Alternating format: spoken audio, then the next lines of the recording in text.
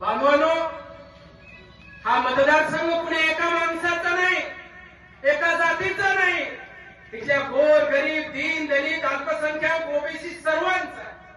आणि म्हणून हा सन्मान या ठिकाणी आपलं करणं आपलं आद्य कर्तव्य. बांधवांनो, बोलत असताना या ठिकाणी विकासाचे मजले चढवले जात आहेत, विकासाच्या गोष्टी बोलल्या जात आहेत. परंतु आज जर पाहिलं आपल्या मतदारसंघामध्ये स्मशानभूमीसाठी एका गावानं उपोषण सुरुवात केलेलं आहे, मतदारसंघावर बहिष्कार घातलेला आहे. सगळ्यात पहिलं पाण्याच्या टँकर या ठिकाणी लागलेला आहे. कुठला विकास आहे?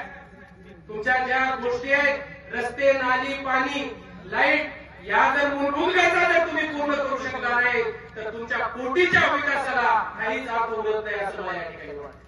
मागच्या काळामध्ये आम्ही आंदोलनं केली, ज्यावेळेस विकासाच्या गप्पा मोठ्या प्रमाणावर होत होत्या आणि त्या 187 गावामध्ये स्मशानभूमीची सोय नाही. साधी स्मशानभूमीची जर तुम्ही सोय करू शकत नसाल तर तुमच्या या हजारो कोटीच्या विकासाला काही अर्थ नाही. आणि म्हणून आजच्या या निमित्तानं आपल्या सर्वांना विनंती करायचं आहे, आज सर्व जाती धर्माची माणसं एकत्र येऊन आदरणीय या ठिकाणी हाके साहेबांच्या पाठीमागं खंबीरपणाने उभारलेले. तुम्हाला आम्हाला फक्त एक गोष्ट करायची आहे, ती एक गोष्ट आपण लक्षात घ्या. इथं या ठिकाणी हजारो माणसं जमलेली आहेत, प्रत्येकाकडे हा मोबाईल आहे.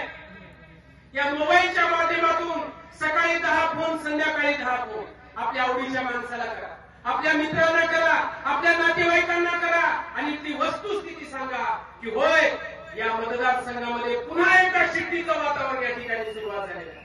गावोगाव शिट्टी वाजत आहे, मनामनामध्ये शिट्टी वाजत आहे. हे एकदा दाखवून द्या आणि एका अभ्यासू नेतृत्वाला या विधानसभेमध्ये काम करण्याची संधी द्या, अशी नम्रतेची विनंती या ठिकाणी करतो आणि माझे 2 शब्द संपवतो. जय हिंद, जय महाराष्ट्र, जय भीम.